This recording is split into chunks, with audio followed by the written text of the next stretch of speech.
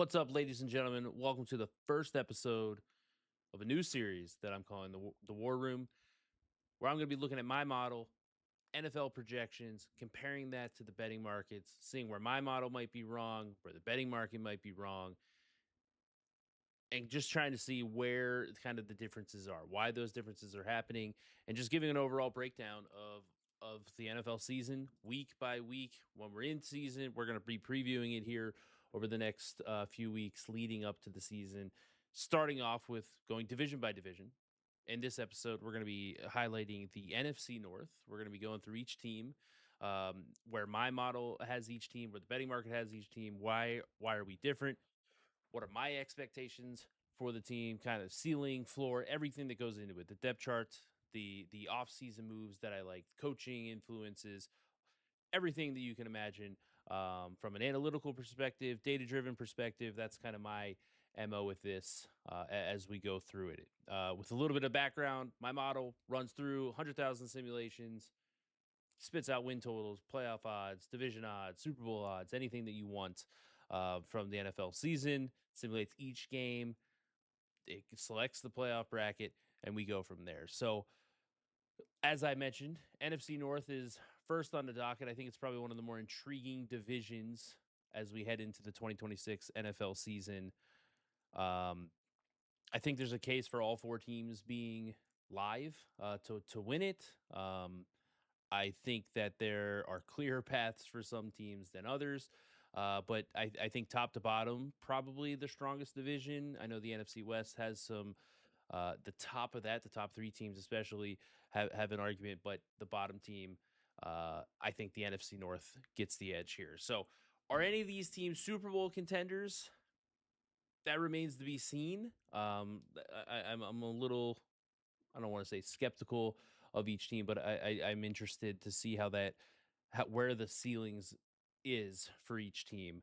Um, but yeah, let's get into it. We're gonna go worst team by win total, um, by my model to to best. And the worst team projected by my model right now is the Minnesota Vikings. We're starting there.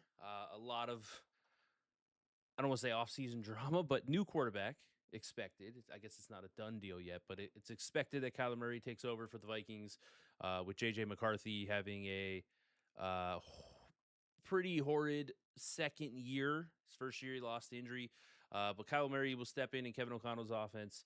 And I think it's generally expected that that offense is going to be improved. It's hard for me to believe otherwise, that it won't improve. Just still has Justin Jefferson, Jordan Addison. They added Jawan Jennings in the offseason, TJ Hawkinson, and then Christian Darrisaw and Brian O'Neill on the offensive line to set up a really intriguing offense if Kyler Murray is able to fit well in Kevin O'Connell's system. Um, my model currently, as we kind of look at, I'm going to pull up FanDuel's odds to look at their projections for the Vikings. 8.5, -120 under from FanDuel. I have this team at 8.6. So I'm pretty much right on market there. I do actually have slightly by 0.1% that 9-8 is more likely than 8-9. As you can see, that's where you're getting the 8.6 there. The concern that I have for this team is, one, Kyler Murray's not necessarily my favorite quarterback, but I think he's going into a very offensive system that is very quarterback friendly. There have been some issues with the wide receivers. I think that will kind of surprise some people, but that has been a thing. I don't know. The ceiling's probably a top 10 unit. I think they're probably just an above average unit right now on paper until we really get a full feel for what Murray will be in this offense. But the real concern for me is the defensive side of the ball, which I think would surprise people. This is a top 5 defense last year by EPA per play. Brian Flores is, I'd say, like, kind of universally consensus top 5 defensive coordinator in the league. He's very different than what you're seeing from a defensive kind of trend in where the league is at right now, with kind of the Fangio, Mike McDonald, Jesse Minter type, defend the run with light boxes, keep everything in front, play too high shells, the Vic Fangio type defense. Where Flores is going to be exotic. He's going to blitz a ton and try to confuse your quarterbacks. The issue that I have with it, they traded away Jonathan Grenard to the Eagles in the offseason. I don't know, like, the talent level of this defense is, I think, for sure in the bottom half of the league. They definitely need Dallas Turner to take a big step forward. They reached for Caleb Banks in the draft. Super talented player, you know, uh, maybe one of the higher ceiling guys, but injury concerns in the foot, especially.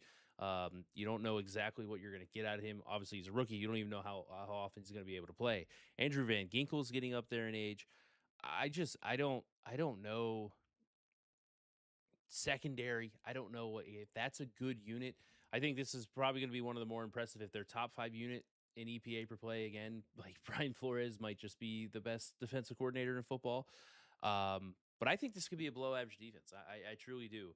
And if you're talking about like Dallas Turner not taking the next step, and they're having to be extra exotic in a way, I think you could see this.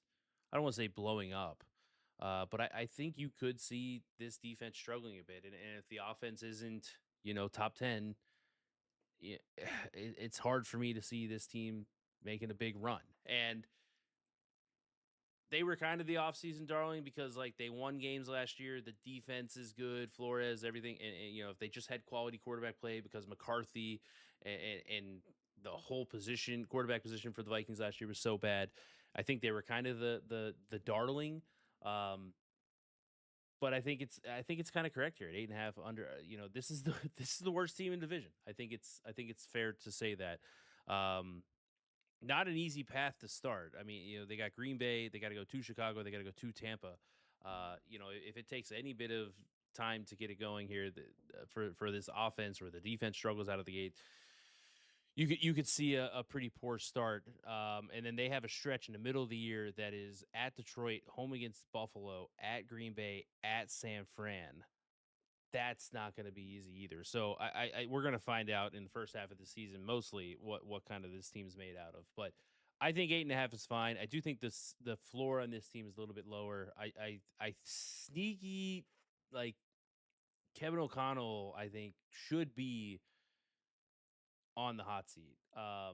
If they don't get it going here, he gets his quarterback.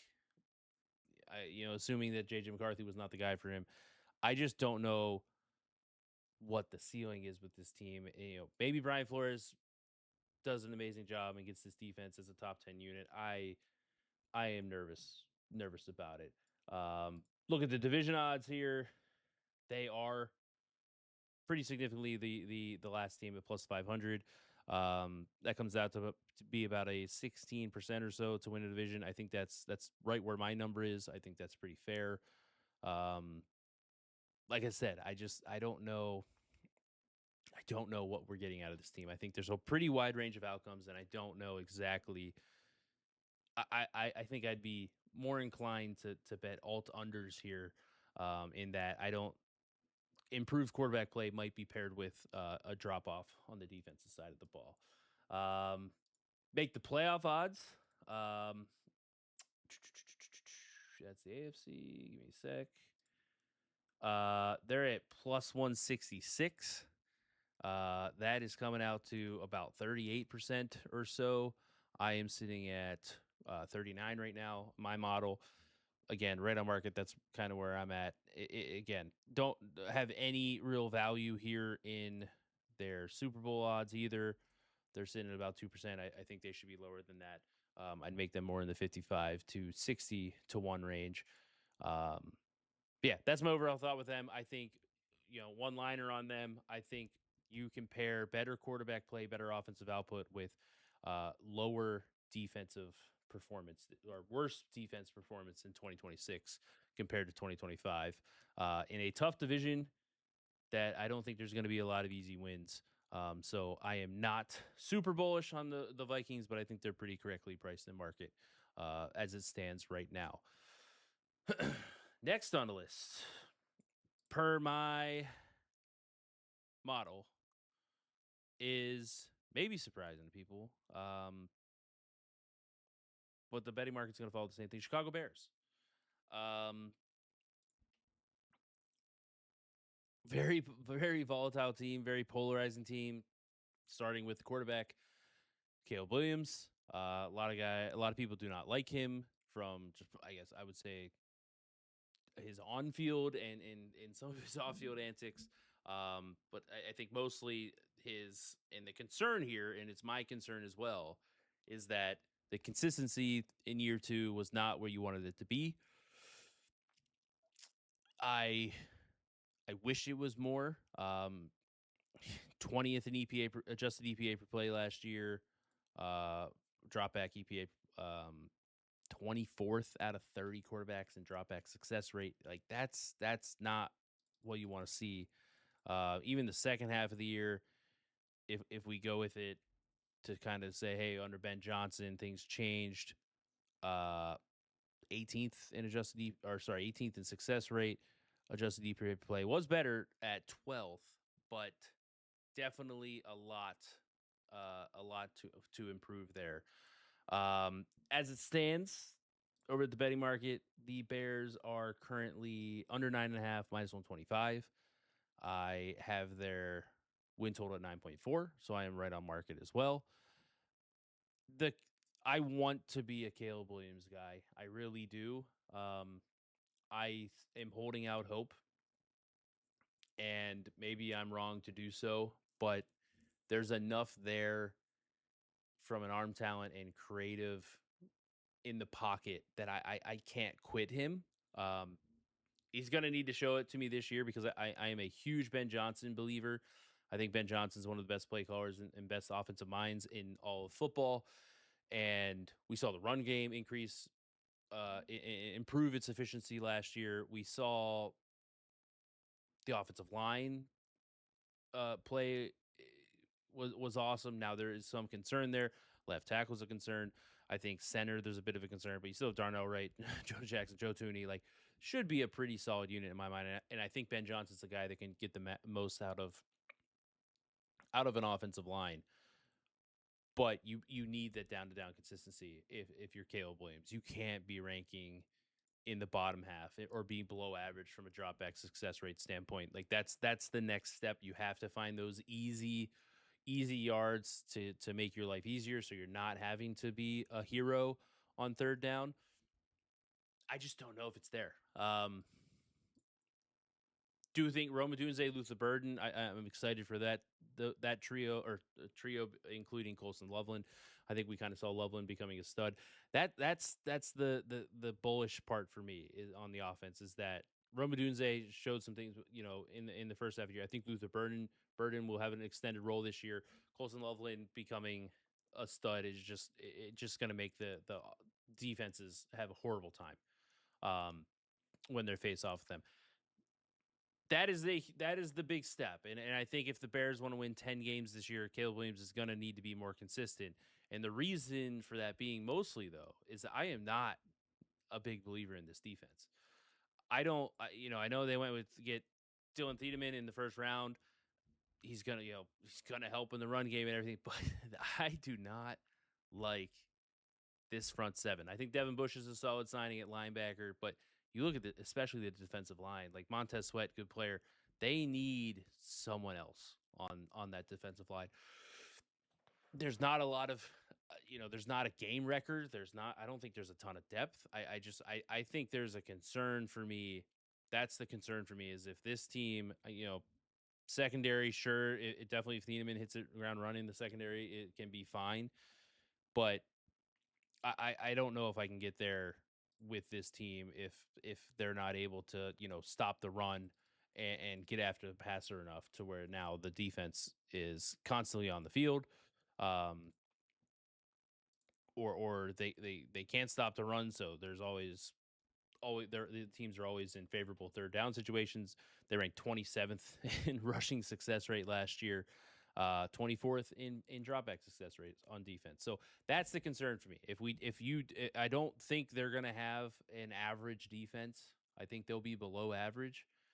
And if you pair that with an inconsistent offense, if Caleb Williams can't find the easy answers on definitely early downs, I don't know. It's hard for me to see the ceiling. It's hard for me to see it, and that's just really where I struggle to see the team winning 10 games. That's why the market has them under 9.5 wins. That's really where I'm at. And then you get into this. Look at their schedule. Week 12 on is at Detroit, home against Jacksonville, at Miami, at Buffalo, home against Green Bay, home against Detroit, at Minnesota. That is a brutal 7 game stretch late in the year. Like again, need to and it's not exactly easy. You got Philly, New England, and Seattle in the first half of the season as well. So schedule's not easy. The schedule's gonna be tougher than last year. I think there are real concerns. But that being said, if Caleb Williams takes the next step forward, I love Ben Johnson. I think there's great potential, and maybe this is an over team that I'm looking at.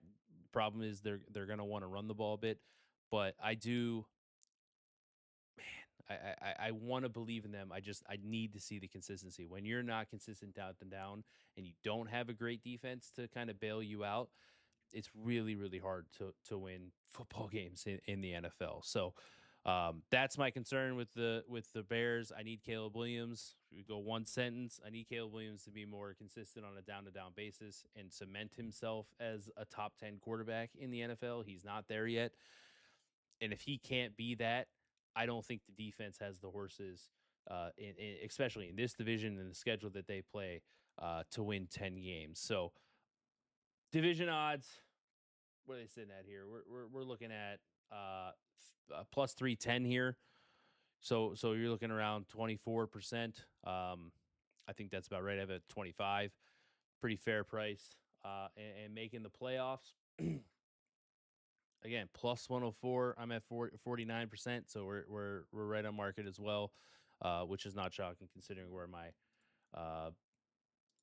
my win total was. They are 27-1 to win the Super Bowl, which again, 3.6%. I'm at 3.1, so I'm a little bit lower on them to win the Super Bowl than the market as well. So again, Caleb Williams, I think they have a high ceiling potential because of what he can maybe be in the second year in Ben Johnson's offense. But I am concerned that he was a outside the top 20 quarterback in terms of success rate last year. I need to see that step forward before I can really be a believer in what the Bears are this year as a football team. Third team in division. Second best per my model. Second best in terms of win total, expected win total. Second best per the market as well. The Green Bay Packers.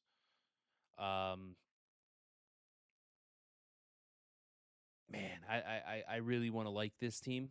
I really like the Jonathan Gannon addition to the defense. The defense was poor last year. They were barely an above average unit with Micah Parsons on the field. When he was off the field, they were horrendous. I'm not a huge Jeff Hafley fan, so I think they upgraded there. I think that'll be helpful, but we don't know when Micah Parsons is getting back. He's expected to miss 6 games or so. That's huge, and even if with the Gannon adjustment, is this a top 20 defense without Micah Parsons on the field? And you're looking at those first few games. It's not bad, but they do have to go to Minnesota. That could be a new and improved offense. The Jet to New York. Okay, not a great offense. Home against the Falcons, sure. At Tampa Bay, that can be an offense that can move the ball. Home against the Bears. Home against the Cowboys. As your first 6 games, and then you're hoping he's back. But then it's at Detroit. You got New England in Week 9. You expect him to be back there, but they really need him on the field for me to be a believer in this team, and even more, the injury is going to take him a bit to get back. What's he going to be like when he gets back? That leaves a lot to a variance of what this defense can be. Like I said, it's kind of the double edged sword where it's like I'm excited with Jonathan Gannon being an addition. I think that's an upgrade, but Micah Parsons not going to be on the field for the first month and a half or so. That's a pretty big concern for me as well. So go over to FanDuel, Green Bay minus 110, both sides at 9.5. I actually have them at 9.8. I'm a little bit bullish on them. I love Matt LaFleur. I think the offense is a pretty safe bet to be good. There are major concerns from a lot of people that I talk to about what the offensive line is going to be. I think those are justified. Again, I think it's one of those things where I'm just maybe I'm too bullish on what LaFleur is at creating offensive and just easy answers as an offensive play caller. Jordan Love's good enough. We've seen him succeed in this system. Christian Watson got a new deal if he can stay healthy. He's been productive. Jaden Reed, he was banged up all last year. I don't think he ever really got back to full health. I think him being healthy would be big for them. Matthew Golden, I think, was showed some things. Tucker Kraft, when they can get him back, that'll be a huge. He was coming into his own there. So that I'm pretty. I don't want to say I'm pretty confident the offense is going to be like top 5 in EPA per play or anything like that, because I do think there are concerns on the offensive line. But I think we've seen enough of a track record that I'm not going to doubt Matt LaFleur. So I lean a little bit over here at 9.5. I think their most likely record is 10-7. We go to the division, and the Packers are second at plus 270. My number is 29%. So we're seeing a slight edge there. It's just really hard. Again, my model, I'm able to adjust, and I have Micah Parsons out for 6 games. It's really, really difficult for me to have too much conviction because of him. He's such an influential player to what their defense is. You're also talking like from an edge rusher standpoint. Like they got denied Dennis Sutton in the draft this year. Super athletic player, wasn't super productive in college. Can he hold his own? Like Lucas Van Ness, I think. Like if you don't have Parsons on the field, what are you getting out of Lucas Van Ness when he's the number one option? So I don't know. Javon Hargrave's an interesting ad for them. Again, Jonathan Gannon, I think, will increase the defense in terms of their efficiency, but I need to know when Parsons is going to be back and if he's going to be ready to go for the Packers before I can get I would say, too invested in them. Make the playoff odds for the Packers minus 112. I think that's pretty fair. I have them at 54%. So again, I have a little bit extra value in the division than say the make the playoffs market as it stands. 22-1 to win the Super Bowl. I think that's pretty fair. I have them at just under 4%. So not looking to get there either. So if it's a Packers investment for me, I'd bet them to win the division. Like I said, the schedule is not easy for this division because the division is so strong. But they also get the Rams because the Rams finished second in the NFC West last year. They get the Texans. Like there's a lot of good teams. They got the Cowboys. See if they're improved. So don't think it's an easy road for them, but I can't get too involved with them until I know more about Micah Parsons. So moving on to the top team in the division per my model, per the market at FanDuel. The Detroit Lions finished last in division last year. That is ultimately why they are as highly rated as they are in the win total market, in the division market. This schedule is easy. The NFC is super strong, top to bottom, and they get to play. They got at Carolina. They have Tennessee from the AFC. They get the Giants. They have a much favorable path to a to double digit wins than anybody else in this division. Um, I have concerns. I'm probably not as bullish as some other people that if you listen to the content around and people that I respect, there's probably a lot more bullish takes um, than mine.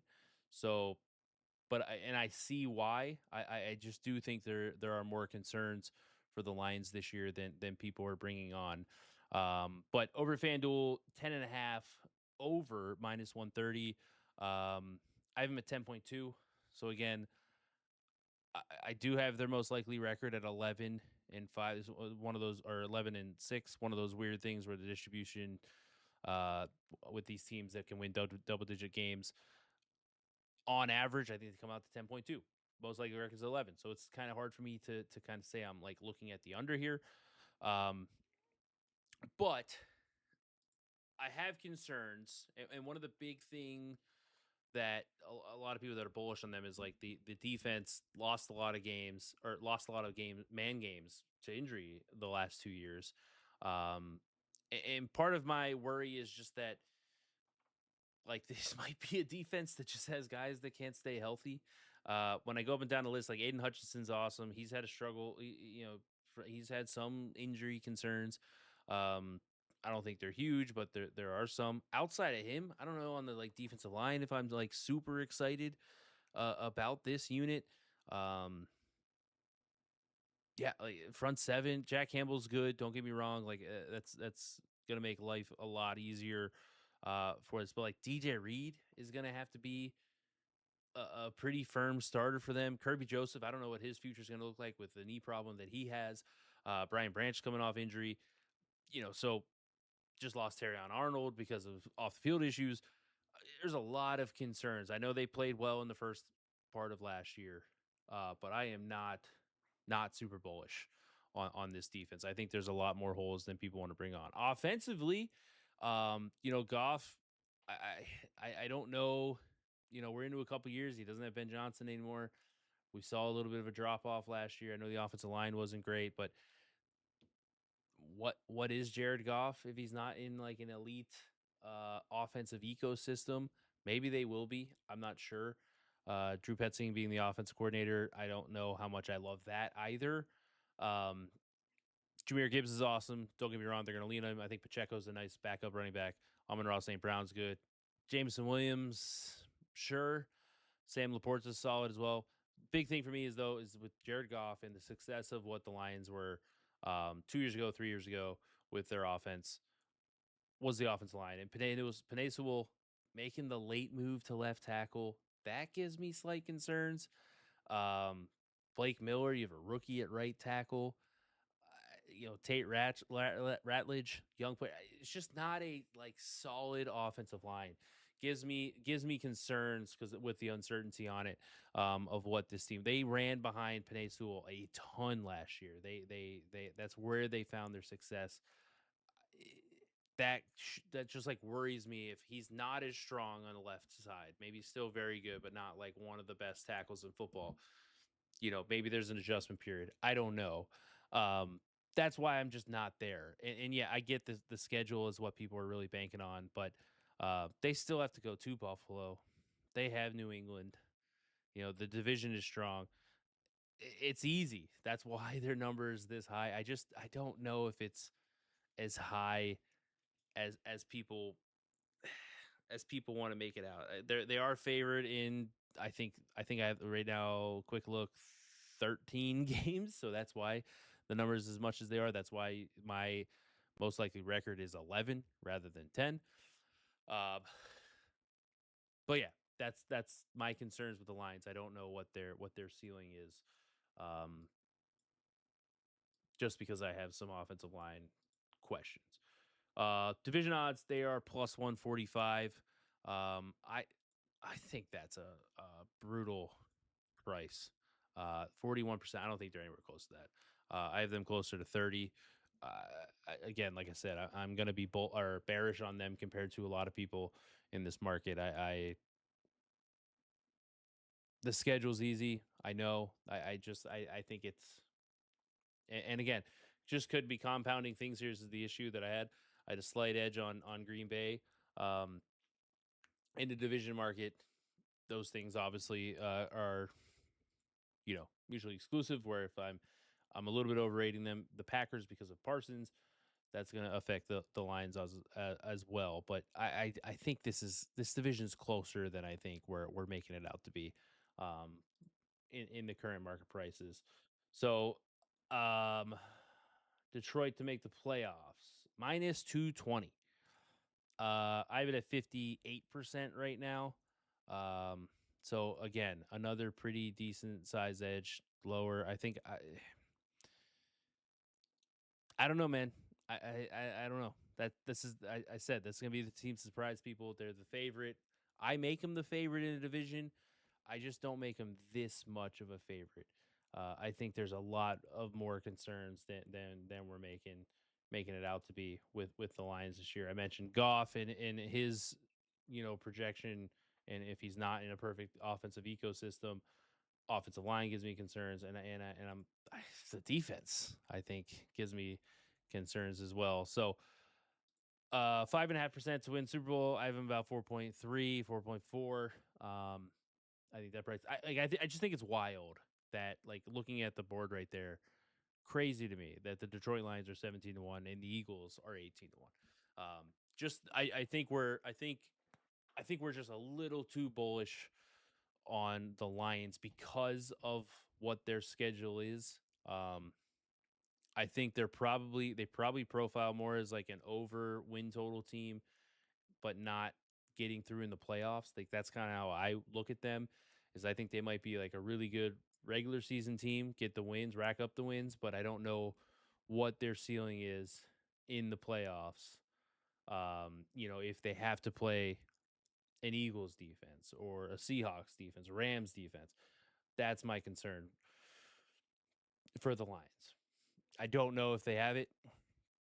I think we're just giving them a little bit too much benefit of the doubt that their schedule is very favorable. I don't think the roster uh, is just quite there. I think Ben Johnson's been a pretty big loss for them. I think we're going to see that more again this year.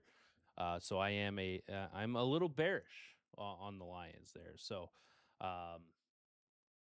definitely the other three teams I was pretty close to market. Lions, I don't know if I'm saying I'm fading them.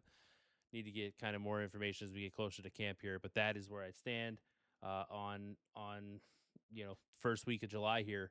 I am bearish on the Detroit Lions in 2026. So that'll wrap it up.